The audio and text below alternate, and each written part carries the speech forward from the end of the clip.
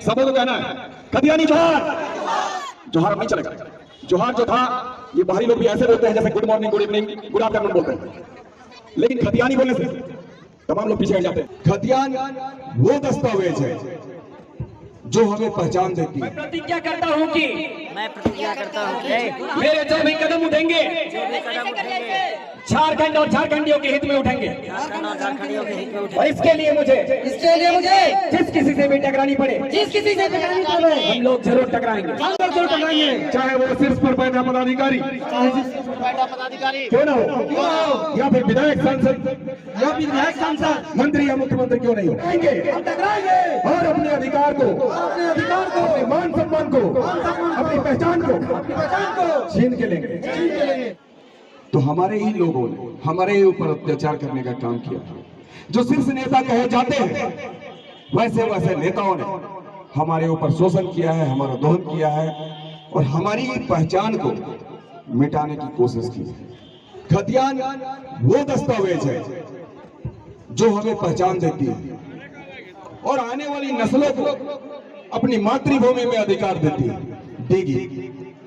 तो हम खतियान की बात क्यों नहीं करें? और इसी खतियान के आधार पर जो हमें पहचान मिलनी चाहिए थी, इन 21 वर्षों में नहीं मिला। 21 वर्ष हो गए हमारे झारखंड बनने के बाद, ये 2022 चल रहा है। 2000 में हमारा झारखंड अलग हुआ है और इन 21 वर्षों में किसी भी सरकार ने, किसकी हम बात कर लें, जिस किसी की भी बात करें, चाहे हम भारतीय जनता पार्टी की बात करें, आजसू पार्टी की बात करें, राजद की बात करें, कांग्रेस की बात करें, या फिर माटी की पार्टी कहे जाने वाली झारखंड मुक्ति मोर्चा की बात कर लें, तो किसी ने भी ये जरूरी नहीं समझा कि हम झारखंडियों को पहचान उसकी दे सके। क्यों? सबों को बस अपनी अपनी चिंता थी, कैसे हम अपनी जेब भरे, कैसे हम अपनी आलमीरा को भरे, कैसे हम अपने घर को भरे, कैसे हम स्विस बैंक को भर दें, कैसे हम बड़े बड़े उद्योग बिठाएं, कैसे हम औद्योगिक घरानों के साथ में मिलकर निवेश करें, इस बात की चिंता थी। जितने भी शीर्ष नेता हैं, हम बाबूलाल जी की बात करें, सबसे पहले मुख्यमंत्री वही थे। उन्होंने एक बार कही थी कि 1932 के आधार पर हम स्थानीय नीति घोषित करेंगे और उसी के आधार पर हम नौकरियों में नियोजन को अपनाएंगे। लेकिन क्या हुआ? उन्होंने ऐसी चुप्पी साधी कि अब तक चुप है। अब तो ये कहने लग गए कि झारखंड में रहने वाले तमाम लोग झारखंडी। ये बाबूलाल जी का स्टेटमेंट है और यही बाबूलाल जी कहते थे कि कुतुब मीनार से कूद जाना हमें पसंद है, लेकिन फिर वहां नहीं जाऊंगा। अब आप देख लीजिए, कुतुब मीनार से ये कूद भी गए हैं, लेकिन जबरदस्त स्टंटमैन है, ये कूद भी गए हैं लेकिन सुरक्षित। और अर्जुन मुंडा जी की बात मैं क्या करूं, हर कोई चाहता था कि अर्जुन मुंडा जी यहाँ के माटी पुत्र हैं, बिरसा मुंडा जी के अक्स इसमें दिखते हैं, तो आने वाले दिनों में निश्चित तौर पर अर्जुन मुंडा जी हमें पहचान देंगे, सम्मान देंगे, अधिकार देंगे, हमें रोजगार देंगे। लेकिन अर्जुन मुंडा जी ने क्या किया? उनके पीरियड में, उनके कार्यकाल में जितने भी आंदोलनकारी थे, तमाम आंदोलनकारियों पर झूठे फर्जी केस डालने का काम इन्होंने किया और लोगों को जेल में कैसे भेजे, इसका उन्होंने जबरदस्त प्रयास किया। आजसू पार्टी का क्या रवैया रहा?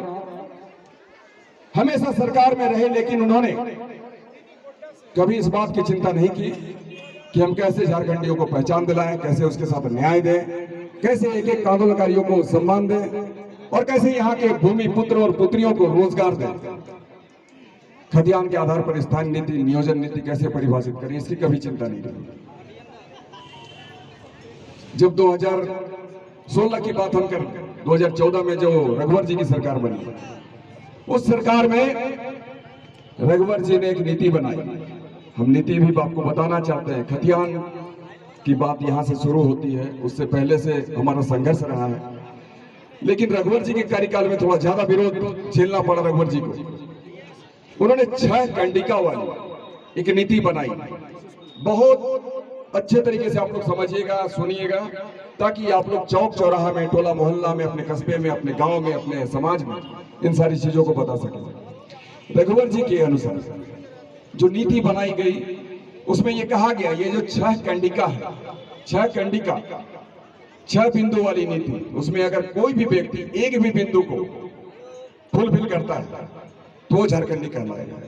तो पहला बिंदु क्या था? पहला बिंदु था जिसके हाथ में खतियान है वो झारखंडी कहलाएगा। और यदि जिसके हाथ में खतियान नहीं है, भूमिहीन है, तो ग्राम सभा डिसाइड करेगी कि वो खतियानधारी है, यहाँ का स्थायी होगा या नहीं होगा। ये पहला बिंदु था। दूसरा बिंदु था कि अगर कोई व्यक्ति 1985 से झारखंड प्रदेश में व्यापार कर रहा है या फिर रह रहा है तो उसके बच्चे, उसकी बीवी के साथ साथ वो व्यक्ति झारखंडी कहलाएगा। तीसरा बिंदु था कि यदि कोई व्यक्ति इस राज्य का कर्मचारी है या फिर पदाधिकारी है या फिर निगम का कर्मी या फिर निगम का पदाधिकारी है तो वो झारखंडी कहलाएगा। उसके बेटा बेटी झारखंडी कहलाएंगे, उसकी पत्नी झारखंडी कहलाएगी।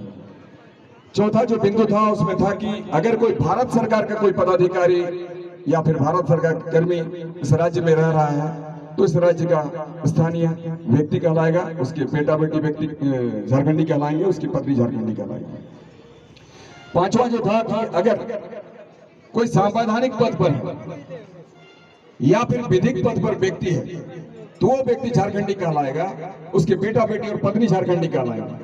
और छठा जो बिंदु था उसमें यह था कि यदि कोई बच्चा इस झारखंड प्रदेश में पैदा होता है, पैदा होने के साथ साथ वो मैट्रिक या फिर उसके समकक्ष पढ़ाई को पूरी करता है तो वो झारखंडी कहलाएगा। और उसके आने वाले जो लोग होंगे, पीढ़ियां होंगी, वो झारखंडी कहलाएगा। तो ये रघुवर जी ने परिभाषित किया था झारखंडी का। समझ गए? एक भी बिंदु को अगर कोई व्यक्ति पूरी कर लेता है तो वो झारखंडी कहलाएगा। मतलब आप देख लीजिए, किसी भी लोगों को उन्होंने अछूता नहीं रखा, तमाम लोग को झारखंडी में समाहित कर लिया। अब हेमंत जी की सरकार बन गई, हमने काफी विरोध किया था उस वक्त, मेरे संग हेमंत जी भी विरोध किया करते थे। वो भी कहते थे कि ये कैसी नीति बना दी रघुवर जी ने, और हम लोग खूब विरोध करते थे विधानसभा में, सड़क में, सदन में। लेकिन जो उम्मीदें बंधी थी, जो आशाएं थी, जो इच्छाएं बंधी हुई थी हेमंत जी से, कि हेमंत जी यहाँ के माटी पुत्र हैं, झारखंड मुक्ति मोर्चा माटी की पार्टी है, आने वाले दिनों में बेहतर भविष्य के लिए झारखंडियों के बेहतर नीति का निर्धारण करेंगे। झारखंड में खतियान आधारित स्थानीय नीति बनेगा, नियोजन नीति बनेगा, तभी हमारे एक एक बेटा बेटियों के साथ न्याय हो सकता है, उसके हाथों को रोजगार नसीब होगा। परंतु ऐसा हुआ नहीं।